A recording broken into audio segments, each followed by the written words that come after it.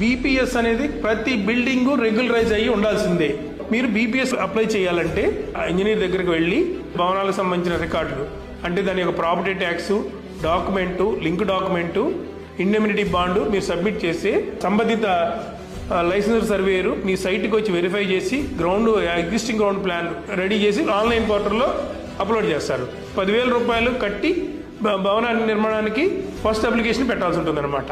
31/8/2025 market value certificate A ఉంది అనేది market value certificate submit చేస్తే based on the market value certificate మీద మనకి రిబేట్ ఉందండి. Cost of regulation charges applicable అవుతాయండి. దీంట్లో 31/12/1997 ముందు కట్టిన భవనాలకి 25% రాయితీ ఉంటుంది.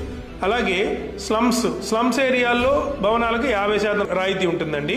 1/1/1985 ముందు ఉన్న బిల్డింగుల్ని బీపీఎస్ నుంచి కంప్లీట్గా ఎగ్జామ్ చేశారండి. 50 స్క్వేర్ మీటర్ లోపు ఉన్న బిల్డింగులు ఏదైనా G+1 వరకు పూర్తిగా ఎగ్జామ్టెడ్.